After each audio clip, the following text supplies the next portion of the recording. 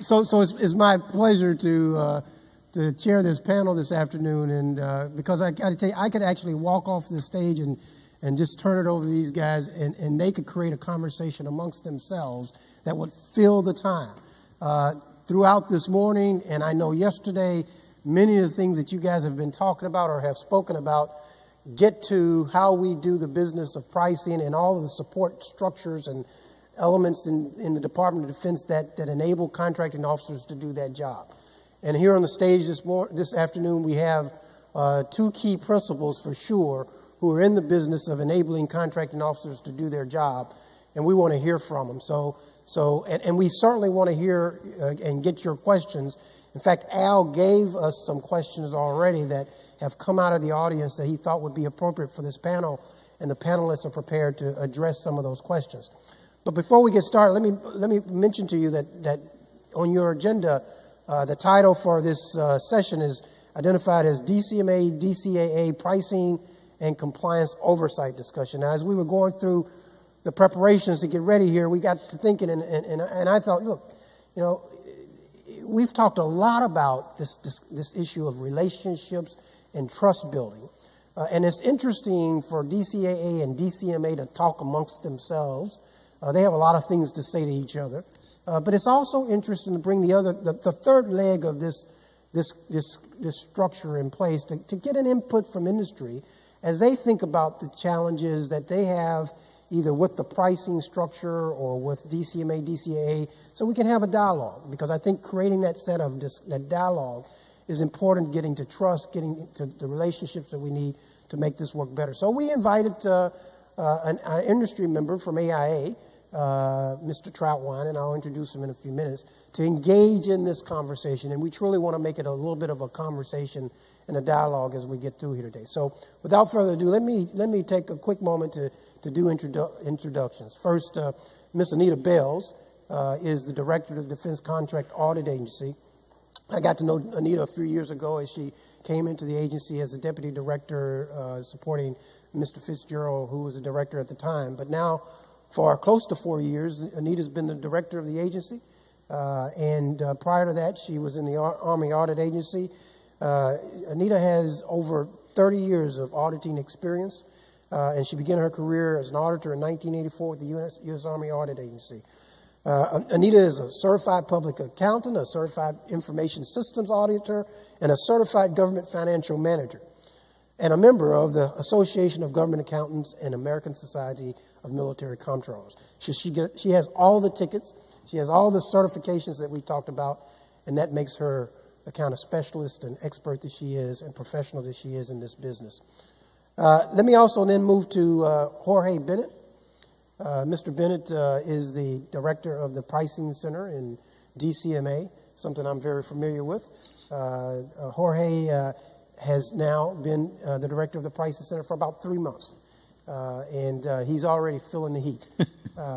Jorge comes to the Pricing Center after spending a few years in DCMA, leading their CACO community and DACO community, and responsible for Boeing proposals and audits. Jorge has 23 years of experience in the United States Air Force, where he served as an officer in the United States Air Force, and he's DAWIA Level 3 certified in his business. Jorge brings to the table an awareness and an appreciation for the interest of both sides of this coin, both industry and government.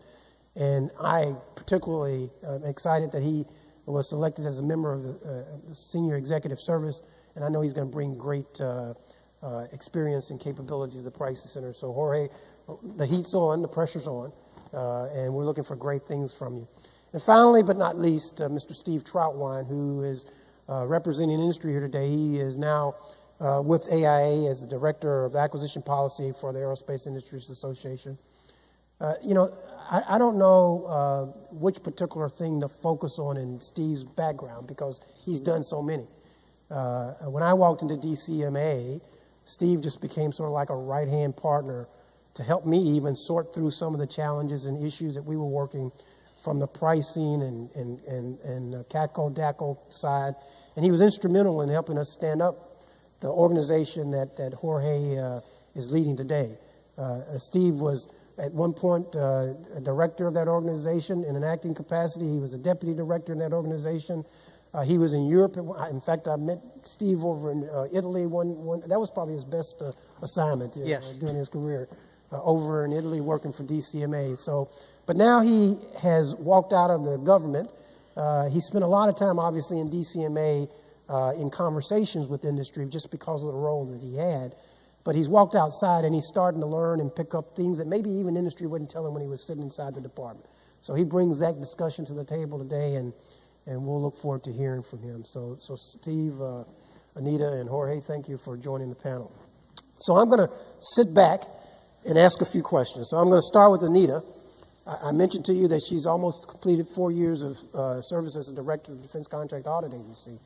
And I just sort of want Anita to take a minute and tell us a little bit about where she thinks the agency is today, maybe some of the key challenges that they have, and things she'd like us to know. That she mentioned to me backstage that, there are a lot of folks who talk about DCAA who think they know more than DCAA knows. So tell us, what do you think about DCAA and what do you want us to know? All right. Thank you, Charlie, and thanks, Al, for inviting me back. And I'd love to say it's good to see all of you, but with these lights, I really can't. Between the lights and the mic, I kind of do feel like a rock star, but I will not sing. I've been with DCA just about 7 years, a little over 7 years, and I would say, to answer your question, how we doing and what's going on, I think we're doing really well. I've seen a lot of progress in those last 7 years. Doesn't mean that we don't have some areas that we need to work on and continue to do, but I am really proud of the workforce I have and the progress that they've made with all of the challenges they have had in the past 7 years. I'll just kind of talk, because everybody loves numbers, including auditors, talk a little bit about some of the things that we measure and give you some of those numbers. Based on our May data, we'll start with incurred costs, because we've had a lot of focus on incurred costs. In May, we had just at 5,700 incurred cost proposals in, and about 3,270 of those have been in-house less than 1 year. So that is an amazing amount of progress. When we started, back really building a backlog in the 2010 timeframe, and we had like 20,000 in backlog. The fact that we have about 60% of our inventory is in-house less than a year is great progress for us. The other side of the house, on forward pricing proposals, our average time on how long we're doing those right now is 88 days. I know I have some of those questions from the earlier sessions, and one of them talked about the 60 days, and if you expect to do something in 60 days, I know 88 days is greater than 60. So see, he told me, he told you I had a CPA, so that's how I know those things. There is those things, is what is the right amount of time to a proposal. 88 is still, as I said, greater than 60. We're working on how we can bring some of those down. But the other part of it is, when do we do those 88 days, and how can we maybe spread that out during different parts of the process, the whole acquisition cycle. We also are increasing the amount of business system work we do, as well as post-award audits. And one of the things, really moving into doing a lot more real-time auditing than we have been able to do. And then the other side of it is my workforce, which I'm very concerned, I am a service-providing organization, so we have to be very focused on our workforce. And we continue to see an increased satisfaction rating and engagement level with our workforce. So those are kind of some of the numbers about how I'd say we're doing well and are progressing. But we do have challenges, and I laid out 4 major priorities for the workforce in FY18. One of them is 15 by 18, which I'll explain. Audit effectiveness and efficiency, communication, and workforce development. So 15 by 18 is incurred cost. We want to have contractor fiscal years 15 all and prior done by the end of 18. So we said that is what's going to make us current, and that's when we were looking at 2 years as current, because we were talking about continuing multi-year auditing, because we do see an efficiency in that. The FY18 NDA made that desire OBE, and it will be 1 year. So this year's 15 by 18. Next year you'll hear 17 by 19. But one of the things I'd say we are probably going to make it about 98%, I think, is where we're forecasting will be on the 15 by 18. Now, some of those, I will tell you, I got the numbers here. So of the 6,200, 15 and prior that we have or will touch this year, about 9% of those we got in this year.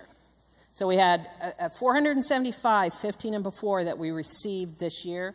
And then we have about 70 that have been not submitted yet at all or have been withdrawn or returned. So some of those, when we talk about 15 by 18, it's an overarching goal. If we receive ones in this year, they're still, they need to be done within a year, but we're going to work to make sure that we do get the old ones done. And then we have some that won't be done because we are being barred from working on them because they're in litigation or investigative type action. So that's where we are. We think we're going to be very, very close to having all the 15 and prior done by the end of 18. And then we move into 17 by 19. The NDAA 18 talks about anything that we've received after the enactment of that law has to be done within 1 year. But we have 16 in-house. We'll be getting a bunch of 17s here in about 3 weeks, because we get the majority of them the end of June. The law also says that we cannot continue multi-year auditing without a request from the contractor to do that. I think, what we're talking about now is that's really, I think the intent of the law was to not hold ones until we get the second year. So we're continuing to try to do 16 and 17 as multi-years next year so we can get that efficiency and get both years done. So we're working with all of industry to talk about if you do have 16 in inventory and then turning in 17, can we do that as a multi-year? So if your cognizant office is reaching out and asking that's why we're doing it. We don't see that we're out of bounds of the NDAA, because we really do. Those are all in inventory and we're not holding anything. So that's what 15 by 18 is all about. Audit efficiency and effectiveness, we want to continue to do that. We always look to see how we can be more efficient and effective. And, a couple of things, we're telling our auditors, don't start every audit from ground zero. We have other audits that we do that you can bring in and inform the current audit. If you've done a proposal, 2 months ago and we're getting ready to do another one, what can you bring in from that? How can you take something from incurred cost to the forward pricing as well? We're having a large increase in data analytics. That's another, ask for you, besides let us do multi-years. But we need access to data to be able to do data analytics. And what that allows us to do is really focus where the risk is by being able to take a macro level look at the data and help us identify the areas that we really need to look at versus looking at the waterfront. And then making sure that we are doing the right risk assessments and making sure that we're doing the right audit in the right areas. And I kind of talk to my staff about this, is that, if you're running defense in a football game and you're playing against an offense that has a good running game versus an offense that has a good passing game, you're going to do different things because you're addressing different risks. So we need to look at what risk we have in an audit and run the right game to make sure we're addressing those risks. Communications, the fourth priority, we talked about that at this conference last year. Communications, it's always important, and we're continuing to work with that. I have a strategic action team out of my strategic plan that is working how we can more proactively engage with industry and work things out up front, and instead of having to work them out in DAAs. So we're continuing to do that. We work with industry as well as with our customers on communications. And workforce development, again, another constant priority for us. We have, around a 10% attrition rate, so we're going to always get in new folks. And what we're doing is we're trying to make sure that we educate them as they come in and do that as a better in their early years. The first day is in training, and then we have a continuum throughout their first year of teaching them things, send them back to their offices. And what we're really looking at between those different training sessions is making sure we give them the right OJT to make sure that they're learning and can go out and engage in the audits more efficiently. And, I think probably everyone in the acquisition community has kind of had my staff just doesn't have the experience that they used to have. I've heard it through, all the contracting officers, DCMA, buying commands, industry. And I think, we can sit here and talk about it and what are we going to do? We just don't have experience. That experience isn't all of a sudden just going to pop up. We're going to have to wait till we get that experience. But one of the things that we're working on now is I've got another strategic action team that's working on knowledge transfer and how do we do that. Because we can't just suddenly manufacture experience. What we want to do is say, how do we lower that learning curve? So that's one of the things that we're really working on to make sure that we can counteract that lack of experience. So all of those priorities, I think, kind of really meld well into the themes that I saw in your workshop, which were similar to the themes that you had last year at the conference of innovation, synergy, and collaboration. So we're working through all three of those areas to make sure that we can continue to progress. Thanks, Anita. I did tell the panel before they came on that I reserve the right to engage their conversation, but I have some follow-up for you on some of the numbers that you talked about, but I'll come back on that in a minute. So Jorge talked really long, so he can... So Jorge, so almost 3 months, man. Come on. Absolutely. Tell me what are you facing? What are your priorities? What are you trying to get done? What do you see in the first 3 months that you want to really work hard at?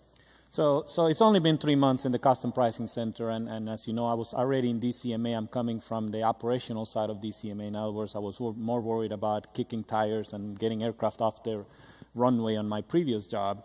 So I think I bring some of that urgency about delivering product into the Custom Pricing Center. So I see the Custom Pricing Center as an enabler of contracts. Nobody in my team signs a contract, but a lot of the functions that I perform certainly allow my or mutual customer, the buying commands, to issue contracts. So I will tell you that my number one priority coming in, and probably the reason that the position was elevated to a senior executive position, was to integrate the pricing capability of DCMA better. In the past, we did stand up the Custom Pricing Center, but we did so kind of like in pieces. The Kakudakos came on board.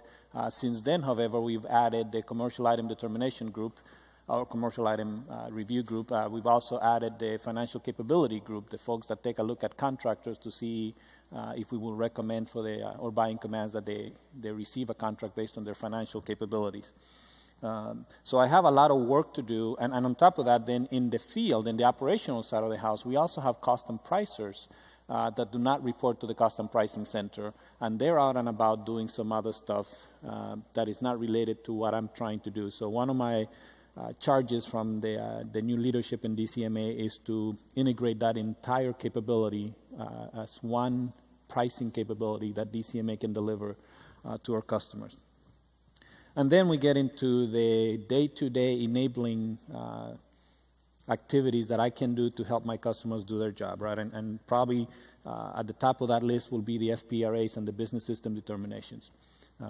There's some questions that I think we're going to address later on about FPRAs and how fast we can get there and what we can do to... You're going to say faster, right? Yes. Okay. Right. That's what they want to hear, I think. But let's understand that FPRAs is not just, I like to tell my people, it's not even just bilateral between my contracting officer and the contractor. I also have another party that is very much critical in that process. So it's a multilateral agreement, and we all need to learn to cooperate and talk to each other better if we're going to reach those goals of faster FPRAs. In the business systems, I see those as foundational, right? So if we can get to the point where we trust the systems that we're using, then we should be able to cut some of that lead time that it takes to get to an FPRA or to even resolve some of our other issues. Because one of my other priorities is, Anita just threw some numbers at you that maybe for some of you doesn't mean a lot, but that just scares me. Because guess what happens when her auditors are done with those reports? Then she's going to look at me and start laughing. And said, no, I'm not going to laugh. Oh, okay. I've been there. So for the last few years, we have been, Anita has been the recipient of a lot of, hey, get going, get these things out of the door. Well, she has an initiative, and 15 by 18 is 98% is. I would have much rather she says like 50%, but If she does 98% of what she says she's going to do, that is now just landing on my plate. And now I got to come up with an initiative of how fast am I going to be able to clear those. And it's going to take a lot of communication. It's going to take a lot of cooperation with the contractors. It's going to take a lot of innovative ways to work ourselves through those things. Once we get there, I also have a backlog of outstanding CAS issues, CAS non-compliances that I want to make sure that we resolve, especially in light of some of the initiatives like at the 809 panel about what do we do with CAS and how do we move forward from or away from CAS and closer to maybe an industry standard. But we can't get there if I can't resolve the backlog that I already have, trying to get that cleaned out so that we can get some lessons learned out of that. I think that as I move forward with Custom Pricing Center, what I'm looking for is more transparency, more cooperation, more data exchange of information between us, the contractor, and DCAA. I think that's the only way we're going to take the lead times out of it. I think the days of you hold on to your information and I can only get at it one piece at a time is over. I think we need to get into an era where we just put everything on the table, and as smart, competent acquisition professionals, we all work from the same set of facts and we come up with a good deal out of that table. I think for so long, and I'll admit that some of our contracting officers are very comfortable with putting a position on a piece of paper, sending it, not even delivering it in person. They send it to the contractor, and then they sit and wait for the contractor to respond, and the contractor does the same thing. And we burned a lot of time. Where I grew up, get in a conference room, get the facts on the table. Somebody will open the conference room door once in a while, throw a few sandwiches, and close the door back up. And we'll get a deal done a lot faster. So I want to bring a lot more transparency to the process. I want to bring a lot more cooperation and interchange to the process. Okay. So let me follow up here. Stand by, Steve. I'll get to you in just a second. So for both you and Anita, you guys have talked about sort of some of the challenges and the backlog. You know, your numbers relative to incurred cost audits and how you're improving that. Obviously, that translates into closeout stuff that you got to get done, et cetera.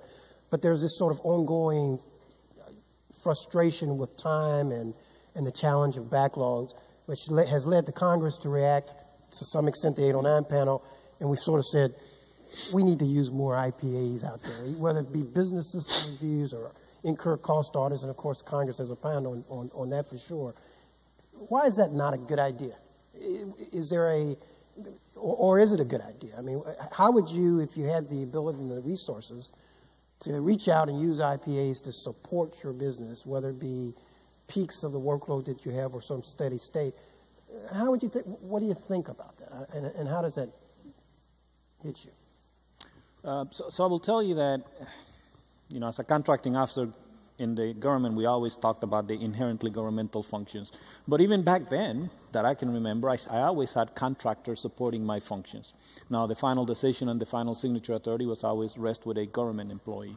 But I think that there's a room, there's a space for us to better integrate all the capabilities that we can bring to the table. I don't know that this is a bad idea. I think you will find a lot of resistance only because, and earlier in the conference, I heard some folks talking about the mentality back then, whenever then is, depending on how old you are, and the mentality now. I think we need to start shifting our culture or culture and our way of doing business to now start thinking in terms of what's available to us and how can we use it to benefit the process, versus we get very entrenched into, this is my rice bowl, please don't touch it, right? And I won't get into yours, you don't get into mine.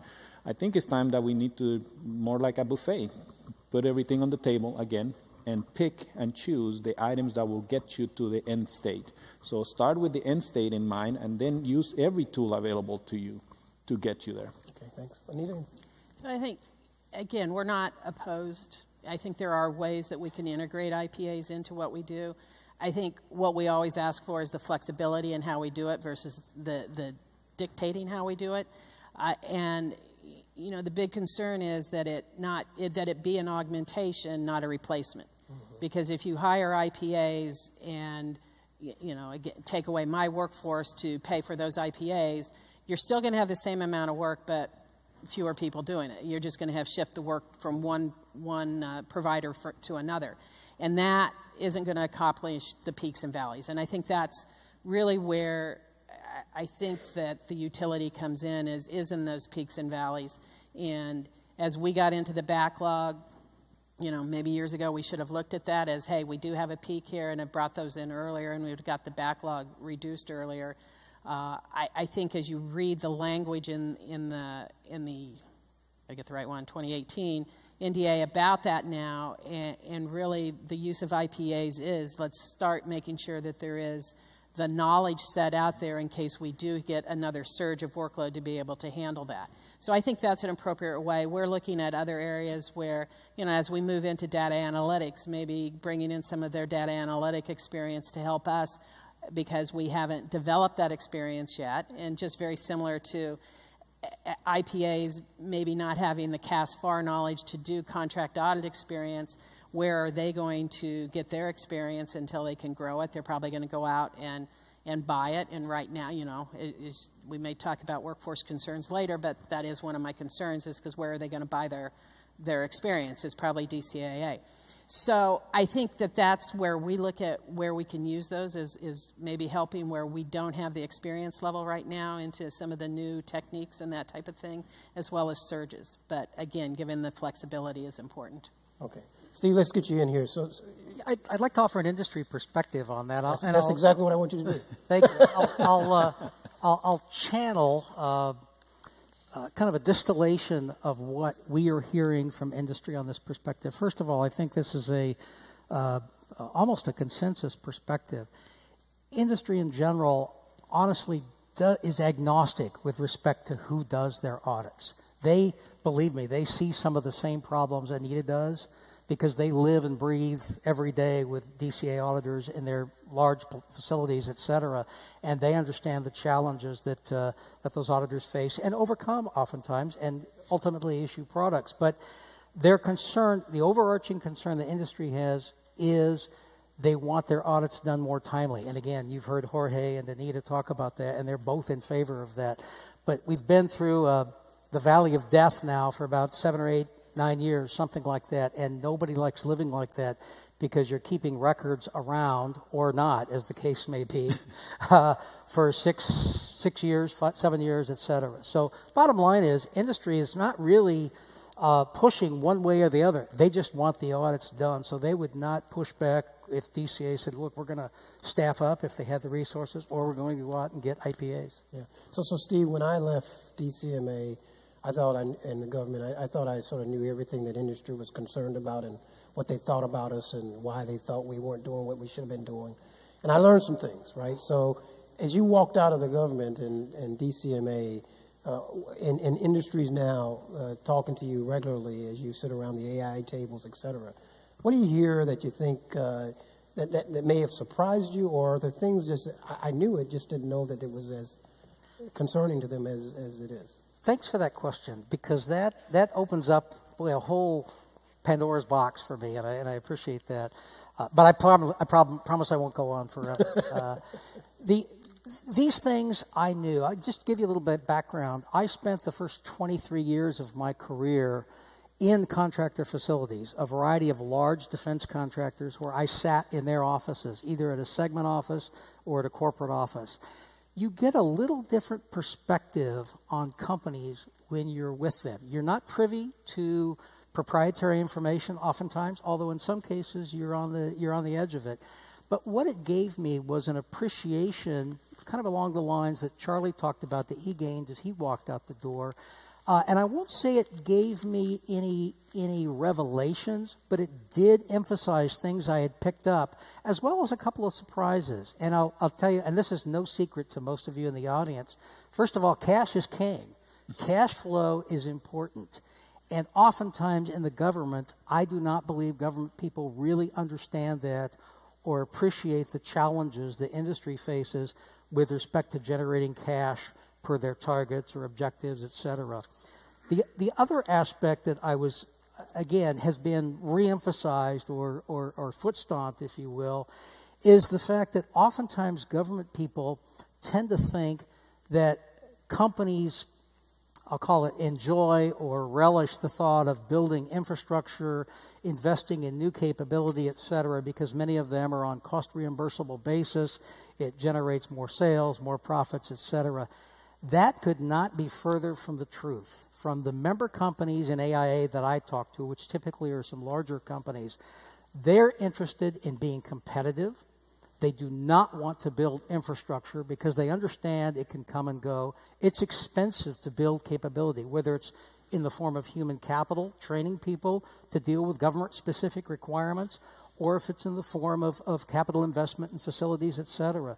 So there's a mismatch between the industry view and industry actions and the government perspective on the whole idea of infrastructure and competitiveness, if you will.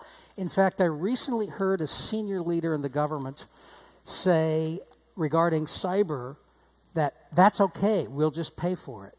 Now, industry finds that to be anathema, I'll tell you, because if they have to build that infrastructure, now cyber, there's going to be some expense. There already has been, and there'll be more.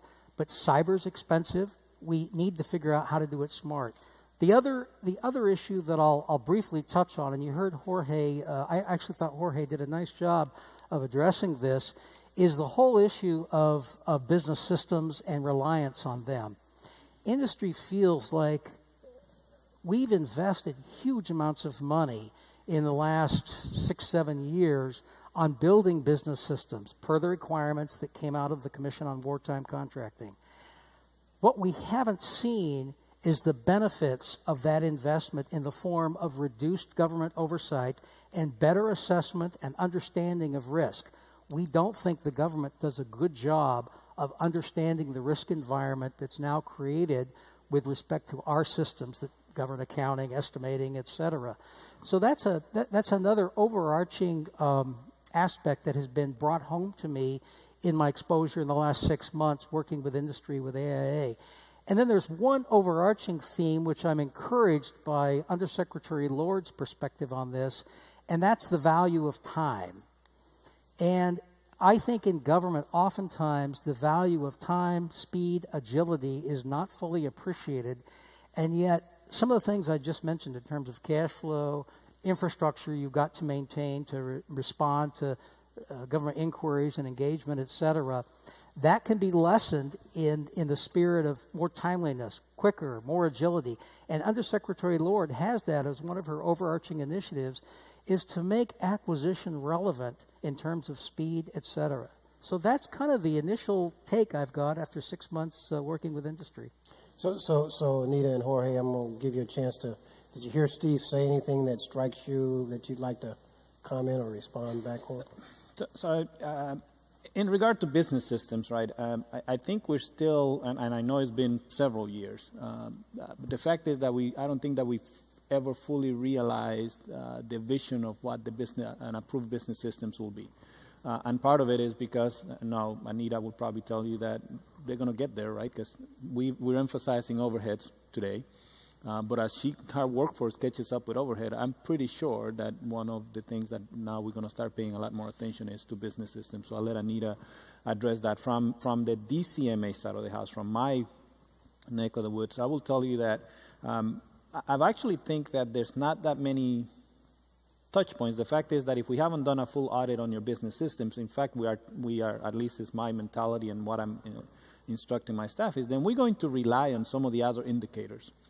Right, we do process a lot of your industry's payments, for example, and cost type contract require them to normally be reviewed. So if you're submitting your vouchers and you're submitting proposals and you're submitting things that have an indication that the system is producing what it's supposed to, then we are actually in DCMA very, very easily moving into an approved status and calling your system approved and move on until such time as we have the opportunity to do a full bottoms-up audit. And we're going to get there, but everybody's strapped for resources. So I think that the full value of the business systems vision, it hasn't been realized. I would probably agree with that. Not for a lack of wanting to get there, but both contractors and the government, and specifically for auditors, and even in my custom pricing center, my folks, I just read you a list of priorities, right? And overheads is in there, and business systems is in there, but I can only apportion my resources in so many ways. I think we have a lot of work to do in that area, but today what we're trying to do is use the products of your system as an indication as to whether or not your system is performing well. I don't think that we're increasing touch points because we have not been able to do an audit.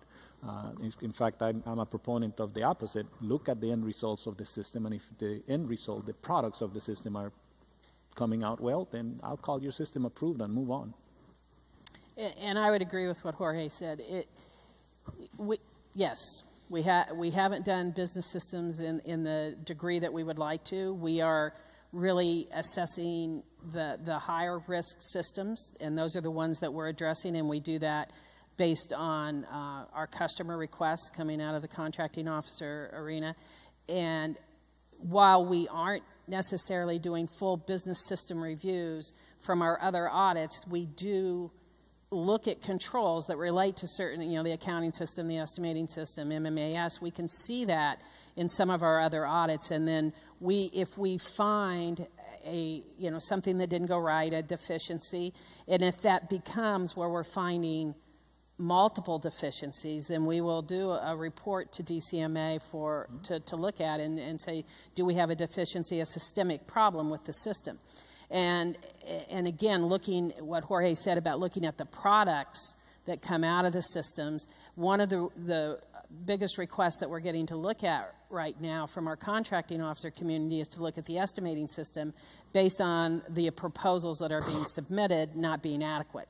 And, quite honestly, I had a very hard discussion with one buying command, and I think DCMA was in on that discussion as well, is to say, how can you say this estimating system is adequate when every proposal we get from this contractor we have to return because of adequacy? So, those are the kinds of questions that we get, and that's where we're identifying risk and going into those business systems. I have a special team that we've established at the headquarters level that is a business system team because we haven't been in, and all of our auditors haven't been in doing business systems. So we're making sure that team that has that requisite knowledge on how to do a system is going in, and they're taking a look at our programs to make sure that are there ways that we can refine the programs to make them more efficient and how we do that audit. And then we're taking, as we go out and do audits, we're again doing that knowledge transfer of having someone from the local offices in, working with the folks that are expert on that, and then bringing that knowledge back, and we're going to eventually transfer that work back into the field. The other thing that I would say is, while you may not have seen that we're not doing this audit because there is an approved accounting system or any of the business systems, you may not be recognizing the fact that we are not doing as much work in certain areas on individual audits, because if the system is bad, that raises the risk. If we identify that the controls are in place, that lowers the risk and lowers how much we do on any individual audit. So while the numbers and the eaches of audits may not decrease, but what's being done on each audit may have. Yeah. If I can, real quick, I think it's the 2017 NDA chartered a GAO review of business systems in this various areas, in this specific area. So we're going to get a read. They started their work in November, and we engaged with them actually in December, and they've been out at 5 or 6 of our member companies. I know they'll be talking to DCMA and DCAA, may have already. And we'll get, by next December, I believe it is, the 1-year anniversary of the 2017 NDAA, we'll get a perspective from GAO. So I think that'll be valuable. Right. So you guys have presented some wonderful questions here, and I'm going to try to tackle those and move away from some of the things that I was going to ask.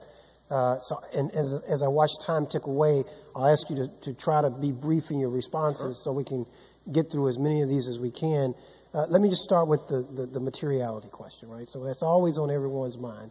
And Anita, I'll start with you and anybody else that wants to jump in, but clearly, Steve, I'm going to ask you to tell us what's the industry's perspective on materiality. Sometimes I think it's quite different than those that think about it inside the government. But Anita, tackle this question of materiality.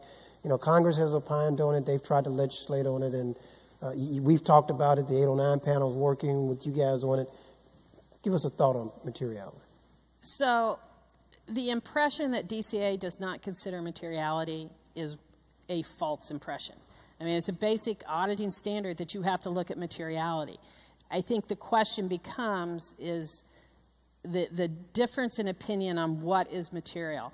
And we get a lot of feedback from industry in that, well, my auditors that come in and do my financial statements, they would not look at that because it's not material. And I think where there is a difference there is the different risks that the financial auditors are addressing versus the risk that the contract audits are addressing. It's the risk that a financial auditor is addressing is how much can be off, misstated on the financial statements, and those financial statements still fairly represent the position of the company for investors. So you can be off quite a bit, and it would still not make a difference on whether someone wants to invest in stock or give that company a loan. The risk that we address in contract audit is the government paying money that it should not pay because it's not allocable, it's unallowable, it's not reasonable. That amount of money is much less than what would materially misstate a financial statement. So I think that's a difference in the materiality that is often not addressed because we do different risks. But we do go in, we look at materiality, and it will be based on, some of it, the other type of risk that we have to address that is probably more prevalent for the government than industry is what we all love to refer to as the Washington Post risk, or the C-SPAN risk, and what makes a good talking point for certain members of Congress and that type of thing. We've seen things on some of the unallowable costs, like, okay, oh my God, they had a $20,000 Christmas party. Would we say that $20,000 out of $200 million is material? No, it's not. But because of what it is, it comes back. There was $20,000 spent on a Christmas party. Where was the auditor? So those are some of the different types of aspects that we have to consider in our risk. And we would probably ratchet down on unallowables a lot more than we would on other things. So Steve, I keep hearing industry. Here's what it ought to be. Anything less than X amount, don't even worry about. I mean, is that what you hear, or am I just sort of exaggerating? I've heard that from some companies. There's no doubt about it that some companies would take that perspective. I'll back up a little bit from my experience in government, though. And I worked quite a few fairly significant issues with fairly large companies over the years. And I developed a perspective on risk that I think actually serves me well in my current role with AIA and working with the companies in that, and I'll share a story with you for a second that reverts back to what I think is wrong about the government perspective on risk. It's a short story, right? Pardon me? It's a short story. It's a short story, okay. Yeah. I mean, I had one of two levels down from Jorge now, one of his senior supervisors. I had him tell me at a large aerospace company, he said, any amount over $5,000 is material. And he and I got into it, and I said, at a large aerospace company, at the corporate office, oftentimes, and I get Anita's point on the Washington Post test, et cetera, but oftentimes to move a rate that actually applies to a flexibly priced contract, you may have to question $20 or $30 million, believe it or not, out of a corporate overhead pool. And so that's what industry is looking at, saying, look, if we can use decrements, and believe me, Jorge's very familiar with decrements, et cetera, and I am too. If we can use decrements or other techniques or methods to dig ourselves out of this hole that we're digging ourselves out of, maybe using some sort of different materiality criteria or standard. And the 809 panel took an initial shot at it. We got some help from Congress, as I recall, that we were all scratching our heads on, trying to figure out where it came from. Not sure any of us really liked all that. Right. But obviously we've got to do better when it comes to materiality in terms of both the government culture, and so that working level auditor needs to have an understanding. And believe me, I understand the challenge Anita faces communicating with all the people in her organization and in Jorge's organization. I used to beat my head against the wall with some of the contracting officers over materiality who, for example, suggested the company should hold their annual conference at Holiday Inn Express as opposed to the Lansdowne Hotel in Virginia. Now, DCMA had just held their commander's conference at the Lansdowne Hotel. So that's just an overview of materiality and a perspective. Right. Okay. If I may, I mean, you're right, and you talked about what it takes to move a rate. So that's where we would have a different materiality level than we would on some of those unallowables. So I think that, again, where you can't have one number that fits every cost element that we look at, and whether we're looking at direct costs versus indirect costs. And I think when you first saw that come out in the the proposed 2017 legislation on materiality, it was so restrictive. There was no room for auditor judgment. And these are the discussions that we're currently having with the 809 panel, where you have AICPA involved as well, and they will tell you that one number is not going to be the right answer for everything. Yeah. You want to comment on this? I'm right on board, and Steve and I had an opportunity to work together on several occasions, and I will tell you that, yes, that is a mentality that we have to get out of our contracting officer review. It is the same issue that is a number, it's a set number. Materiality has to do more than just the number, but I used to joke, the contractor, when I was the supervisor for the Caco-Daco group for the Boeing Corporation, I used to joke with them and say, well, I'll tell you what, the measure of materiality, if I find it and you say, oh, never mind, I'll give it to you, then I know it's immaterial to you. But the minute you start telling me, oh, no, I'm not going to, it's immaterial, but I'm not going to take it out of my proposal, then it does matter to you. And at some point, we got to that threshold of pain, right? What is the right threshold that says, what is the impact of this dollar amount down to my rate in that FPRA where I need it to execute a contract? If it's not going to move that rate, then I think we start to think about materiality in different terms. Okay. So let me jump to a question that we've had regarding the work that Shay's doing now regarding getting to proposals in 60 days from industry, and then ultimately audits and the government's work in 60 days following that. And Janet Muskoff talked about it a little earlier, and she said you've got some pilots going on, and some of those are going well to that. I worry about scalability, right? Normally what happens is we create these pilot programs, and everybody throws resources at them, and there's a lot of attention on them, so usually they do pretty darn well. But question is, can you scale that across the rest of the community? So for you guys, you're enablers to the ability of the department to get there. What do you need help with in order to be able to achieve getting audits done in 60 days, Anita, in your case, or supporting pricing proposals in a short amount of time, Jorge? So I guess I will address it from the FPRA side, right? That's probably the one element that impacts most contract award. I will tell you that there's a couple of locations within my group that have been very successful at maintaining a continuous FPRA. Now that requires a lot of transparency and a lot of data sharing between my contracting officer and the contractor, because what we need to do is be able to monitor those costs consistently across the year so that we can maintain the FPRA, not because we're negotiating every time you submit a proposal, but because we're negotiating as the costs are switching throughout the year. So that when you do get to the materiality threshold and we do have to change the current FPRA, we already know what the impacts are because we can run the models, and it becomes a very easy mathematical transaction versus a 6 months negotiation of a new proposal.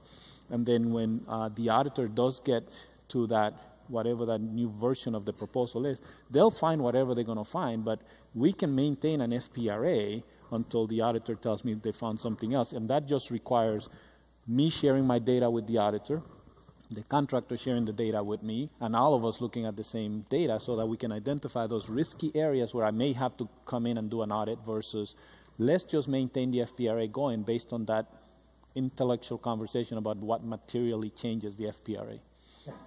And we're doing a lot of work on FPRAs where we are in that constant cost monitoring mode along with DCMA. So it's not DCMA does something and then DCAA comes in later, that we're working concurrently. And I think as we talk about a lot of the time frames that we're looking at, it's what work can we do concurrently versus consecutively. And that's the only way you're really going to be able to bring that total acquisition life cycle down, is to do things concurrently.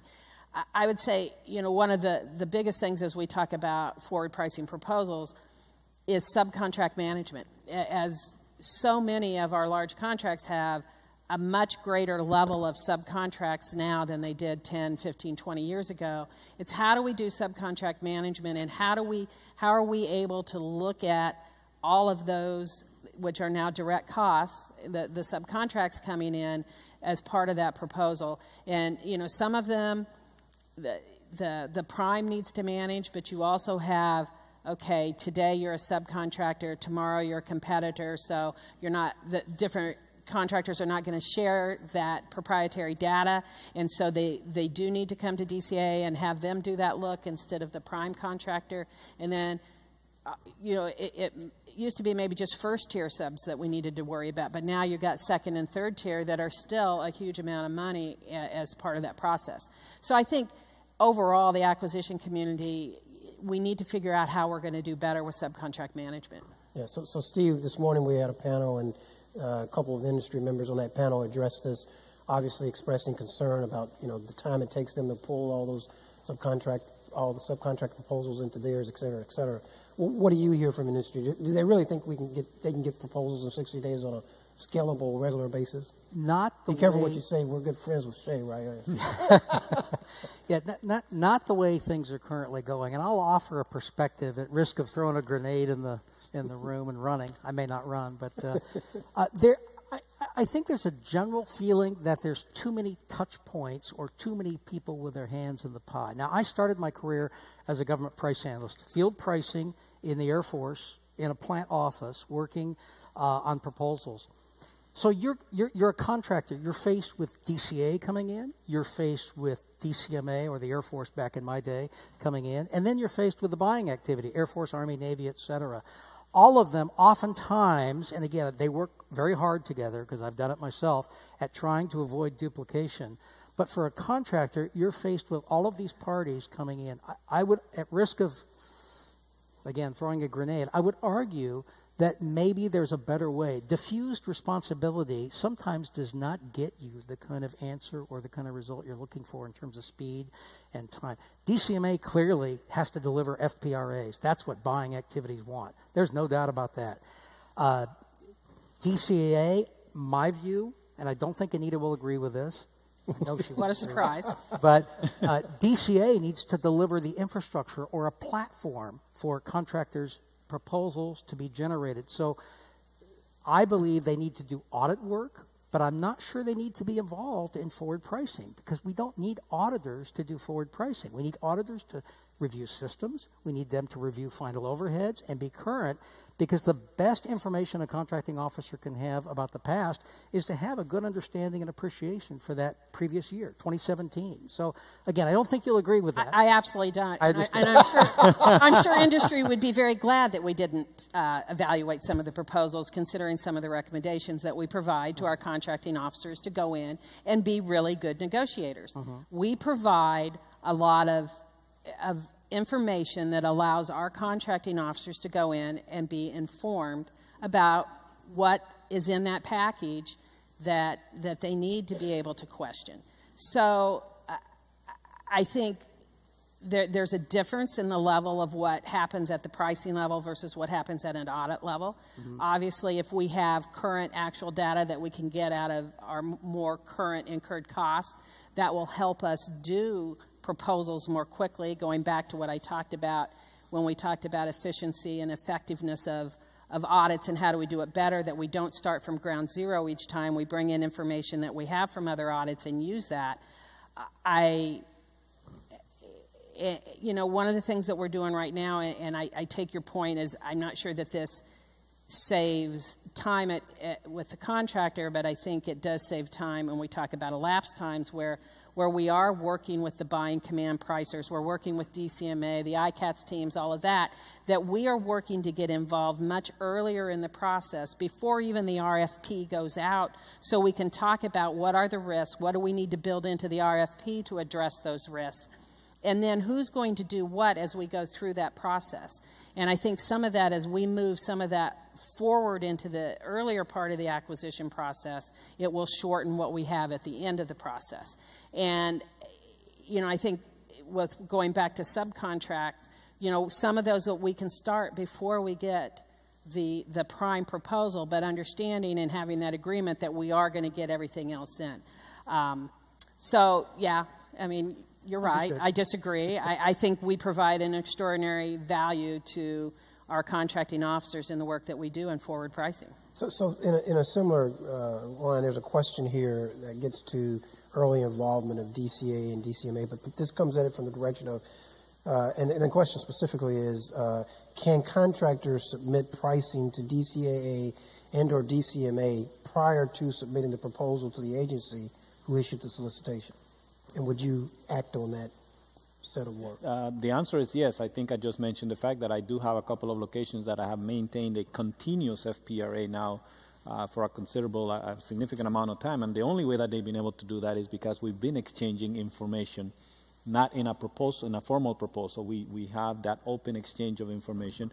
And it's not just with DCMA, because what we do is then we bring the auditor in and said, and as we grow the maturity of our cost monitors, as they're monitoring all those costs that you're submitting on a regular basis, not on a proposal, but that you're just submitting to us when we're monitoring, then we're better able to identify those risk areas and have the auditor sitting at the same table and say, hey, all the other costs are behaving the way we thought they were going to. Look at this one. This one is doing some crazy stuff over here. Can you go take a look at that one? Mm-hmm. So we get into FPRA audits that are not a full audit of a full proposal, but are very targeted because we share the information and we all agree that the costs are behaving the way we anticipated they were. And then we just go after the ones that, okay, something is going on here that we probably need to go take a look at. So Anita, let me get your comments on that same question, but let me put a little twist on it relative to IPT pricing, alpha contracting. There's a lot of discussion in the neighborhood about will DCAA ever consider engaging in an IPT environment as proposals are being developed, et cetera. Getting to the earliness or trying to get engaged early. And I probably not. I'll put a probably there. I mean, because what we really have to look at, and there's differences in how we engage early with our customer versus engaging early with what we are going to audit. Right. If we're involved in preparing what we're going to audit, that then gets us to we're auditing our own work. Mm-hmm. And in the audit world, you just don't audit your own work. So I think what we have to look at is what are we trying to accomplish through that we can help out with, and how do we look at it earlier in the process without saying that we are preparing a proposal. Are there different parts? You can give us this that you're done with, and now can we take a look at it and maybe then not wait till we get all 20 things. We're looking at one thing, two things, three, and maybe do that. So I don't want to ever say absolutely never, because you always hear never say never. But I think we need to take a look at what would the proposal be, what would be the problems in terms of us meeting our professional standards. And I know that goes back to probably a lot of questions that Steve would have also. Why do you have to do an audit? Why didn't you do something else? And that's something that we are looking at in terms of some of the things that we do is what types of audits we do. There's still audits, but what types of audits? And I think that's something that we're looking at and how that's going to free us up to do certain things. But we don't want to get involved in being the one that is actually preparing the proposal for the contractor. Got it. So and if I may comment from a DCMA perspective, I actually support that position. I think that DCMA and the contractor can sit in the room and have a lot freer interchange, but we need that independent third party to keep us honest, and that's the auditor, because the contractor and my folks are going to get very deep into what right looks like, but then you get blindsided, and you need that independent set of eyes to kind of be the referee to say, once you're done with that, then give it to me. Now, they're there to understand what we went through. They're there to understand the process. Where are the sources of the information that they will need to go do their audit, but they should not, at least in my opinion, be part of putting the package together. Steve, any comment on this IPT pricing and involvement and early involvement of DCA and DCMA in the proposal? Industry right now, industry would love to see more of the IPT approach. There's no doubt about it. My my feelings on it really come from my earlier experience as a price analyst working major Air Force programs, quite frankly. And I can remember the successes we had. Now, some of the programs, we ended up spending a lot of money per unit, admittedly the B-2, for example. But I'll tell you, the proposal process on the B-2 was run by the Air Force out of Dayton. There was not, quite frankly, a huge amount of DCA or, at the time, AFPRO involvement in the proposals just because it was Southern California and the talent level just wasn't there, quite frankly. And the Air Force recognized it, so they flew out from Dayton a lot, and it was very successful from my experience. They brought in some augmentees. I was one of them at various times. So I guess in general, I'd love to see, and industry would love to see more teaming, alpha contracting, IPT, et cetera, real-time auditing, which Anita mentioned. Love to see more currency, which gets back to the overall theme of more timely, quicker, et cetera. Okay, so as we get very close here, I want to end with a quick conversation on workforce, because we all know that regardless of what happens in regulations and laws and statutes and all that kind of stuff, you got to have the right people at the task and able to stand up and be able to make the right calls and the right judgment. When I was in the department, DAWDF got started, the Defense Acquisition Workforce Development Fund, and it allowed us in the agencies to resource to a level that was necessary to get all the work done. And as I'm watching from the outside now, I'm starting to see the carving away at some of that. I know what's happening inside the budget. I know what the Congress is doing relative to DAWDF today. So before I get to Anita and Jorge, Steve, let me ask you from the industry perspective, because industry has the same challenge, right? It's, getting the right expertise and keeping that expertise on board is extremely tough. Industry usually is able to resource it based on their position in the market and how they want to deal with that. But when you look inside of the agencies, and when the industry looks inside the agencies, I often hear, they've resourced themselves more than at the same time that the warfighters losing resources on their end. So is industry saying that they think there are too many folks out there doing this work, or are they more concerned about the experience levels that DoD brings to the table, sitting across the table when they're in the pricing negotiation business? I would say almost universally it's more a concern with the quality, experience, et cetera, because keep in mind, at a typical large segment, the faces they see, they've got auditors there, and there's more auditors, obviously, but they've got a divisional ACO and a cost monitor, or they've got a corporate ACO and a couple of analysts that support them. So we're talking, generally 1, 2, 3, in some cases there's a few more at the larger companies, but they're concerned almost universally with experience and quality.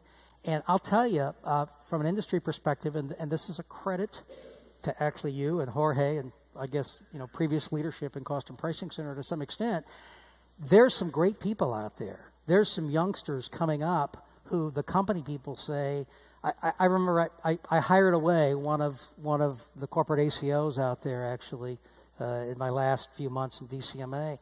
The industry guy called me up, and he didn't realize I was going to work for AIA, but he says, you so-and-so, you took my best person, and he goes, look, I don't always love them, but they're fair, they're tough, and I can work with them. And so, and you're taking them away. And I said, well, I'm going to replace him with a woman who's better, anyway. So there's a concern like that, but it's not the quantity from a standpoint of the DCMA or the DCA. Occasionally, you'll get the oddity that occurs where suddenly auditors descend on a facility. But you know what it is? It's typically a reassessment of the ADV, and things have changed, and so there's a different risk profile. Okay, thanks. Hey, Jorge, so what about you? As you walked in, do you have enough? Do they have the right experience levels in the pricing center to do what you need to do? And are you concerned about the reduction in the resources associated with that? I am very concerned with the reduction in or at least the discussed potential reductions coming my way. The fact is, like I said, Anita is just about to dump on me a whole workload on. But I will tell you, and it's not that we just steal from each other, because I will tell you, I've hired her auditors because they bring a skill set that if we're trying to reduce lead time, having a contracting officer that has the auditing skills is, I'm sorry, but I do steal some of our assets. It's just like industry steals some of mine. As soon as I get them trained, level 2 or 3 certified, all of a sudden oh, I just got an offer from, I'm just moving down the hall, but I now have a badge that says I work in this building.